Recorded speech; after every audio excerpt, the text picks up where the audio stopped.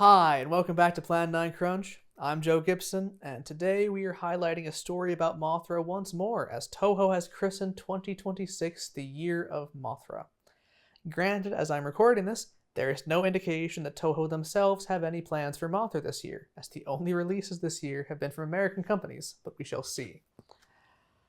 Though this paperback volume released January of 2026, this barely even counts as a Year of Mothra release since the individual issues all aired last year.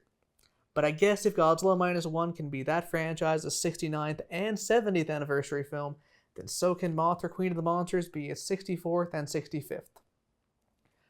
Let's read off that ISBN and then get started with a quick disclaimer.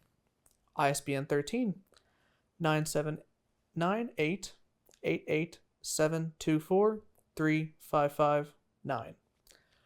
Okay, so I want to be very careful as to how I say this. This was not exactly for me, and I suspect many of you in our audience will feel the same way. But the author of this work, Sophie Campbell, wants to do a Gamera comic and also one about Daigoro versus Goliath if this does well. So I want to see those.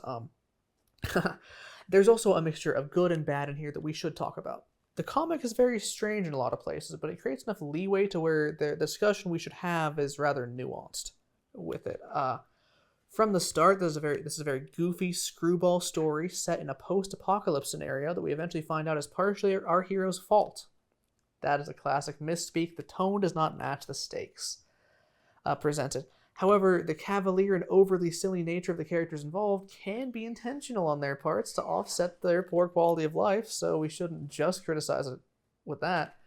The opening of the story is very strange and very abrupt, as lead character Mira reminisces on Mothra's loss against Antra that cost Mira her twin sister Emmy, and Mothra her own life. Mira was there and is clearly ruminating on these events 15 years after, but she does not know that Megaguirus was there and has never witnessed the Meganula, despite them also being there, until the plot starts, of course. Before there's any time for Mira's despair to sink in, Emmy reveals herself and Mothra Shobijin to her, and that's the page I will read the dialogue for you just understand what type of story this is. So let's see. I hate you, Mothra. You changed everything that day. For me, for my sister Emmy, for all of us, I don't get to have a family anymore, all because you lost. I always heard you were the queen of the monsters. Some queen you are. 15 years later and I'm still alone. Because you let that ant monster win. Everything is dead, and it's all your fault. And then we see from far off, Emmy with the Shobijin in her backpack. We really can't tell her everything? No, not yet. What? Stay back. Where'd you come from? Mira, it's me, Emmy. I'm so happy to see you, Mira. I can't believe it's true. Hey, wait. Okay, just hold it. Emmy, what's happening? Here, sit down. I wanted to meet two beings that can explain it way better than I can. A pleasure to finally meet you, Mira. What are those things? They're Mothra's priestesses. They rescued me during Mothra's fight with Antra. It's a jump straight into the thing here. And then Megaguirus attack. Anyway, again, the tone and the stakes don't really match because seconds after that introduction, they almost die because the Meganula approach. There's also some logical errors in the volume as well. The Shobijin are dying because Mothra has fallen, and the Earth will follow closely behind. Though, obviously, 15 years is not enough for that to have happened. Consequently, they need Mira and Emmy to sing a magic song to go into the past to grab a new Mothra.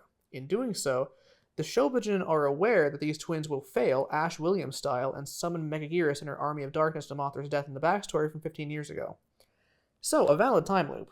Emmy even refers to it as such later on. And the name Emmy may be a reference to a character from Godzilla vs. King Ghidorah, who lied about the consequences of her own time travel. It also might be a reference to Emmy Ito, one of the Peanut sisters, original actors for the Shobijin, Mothra's twin fairies. But if this is a time loop and a new Mothra appears right before the old one dies, the Shobijin shouldn't be dying, and it makes less sense with what happens to them in the worst future the twins accidentally wind up in, but I digress.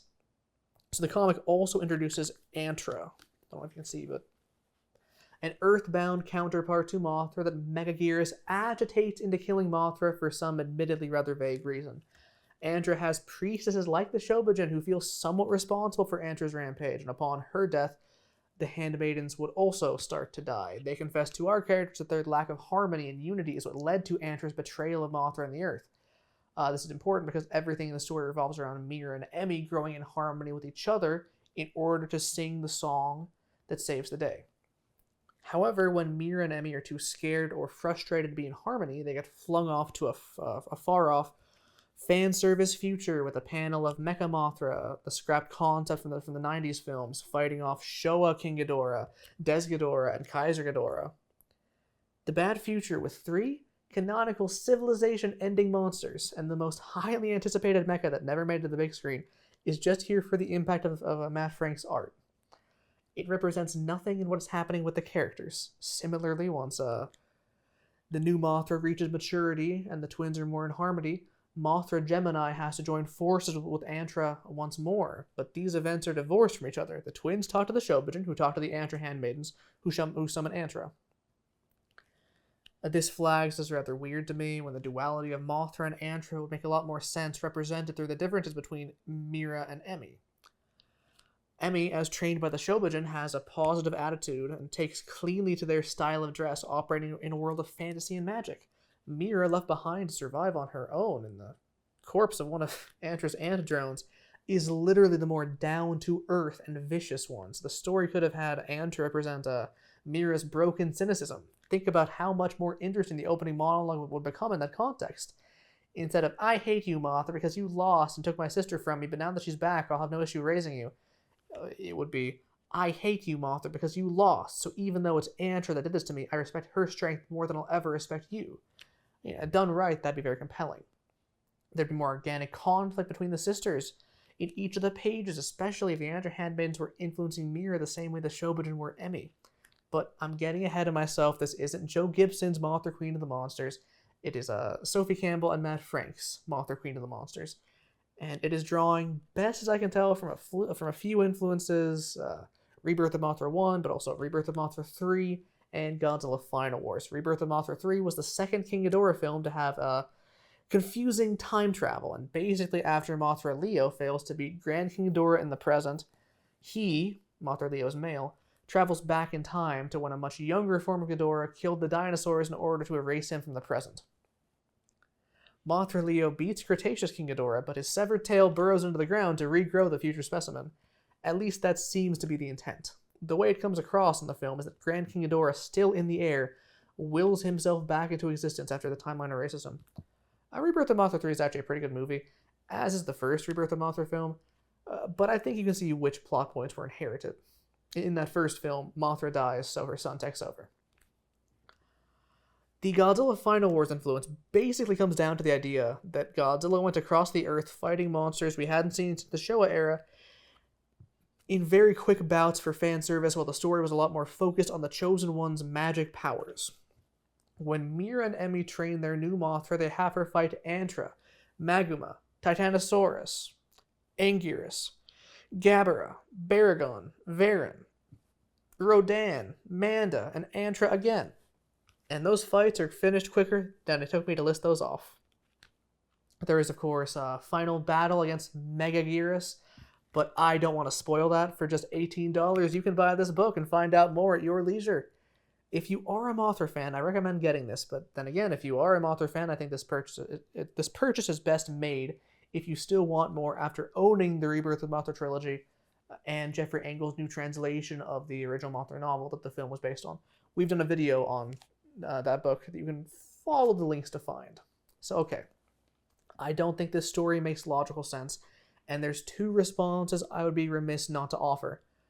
Godzilla Final Wars is a terrible, terrible movie. Still much worse than this, so it wouldn't make sense to give Godzilla a pass, but criticize this one. If this is truly the bottom of the barrel for Mothra, then it's a good barrel. It's also worth mentioning that I jumped straight to compare it to the films, and probably shouldn't have. This maps much more naturally onto something like Godzilla Rulers of Earth, or Godzilla Monster Piece Theater for comparison, a wacky fan service comic that is not going to be able to, nor is any obligation to live up to the films. However, there's also a more potentially pretentious defense I could offer that engages with the literary theories I go to school to cover. Deconstruction as a post-structuralist theory. I guess deconstruction begins with the idea specifically of language having multiple readings, but mainly it ripples out to questioning, subverting, reversing, or even abolishing certain binaries in a text or genre that we all thought we knew in order to question authorial intent and deconstruct the entire genre. The specific whimsical nature of these subversions and outright disregard for moral binary between Mothra and Antra could point to the specific subsection of, queer theory, the deconstruction plus feminism plus all sorts of other theories, which can be solely about queer gender expression in art, but it also functions as a sort of juiced up deconstruction, questioning the binaries at every level of what stories tell you and how and why. This being a story with exclusively female characters also helps get you there, since it's subverting the pattern of masculine leading men in this franchise, and long out drawn testosterone fueling fights in this franchise.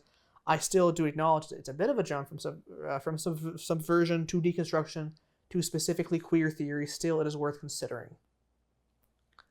The analogy I like to use, though, is that the simple binary reversal of Dr. Horrible's sing-along blog is sufficient to call that deconstructionist of the superhero genre, but the warped and twisted morality that shatters that binary in Prime Video's The Boys would be the queer theory in this analogy. Still, maybe you think there's not a strong possibility that one of Toho's flagship franchises could ever be fairly analyzed through a queer lens, but Mothra is actually the one that works easiest for.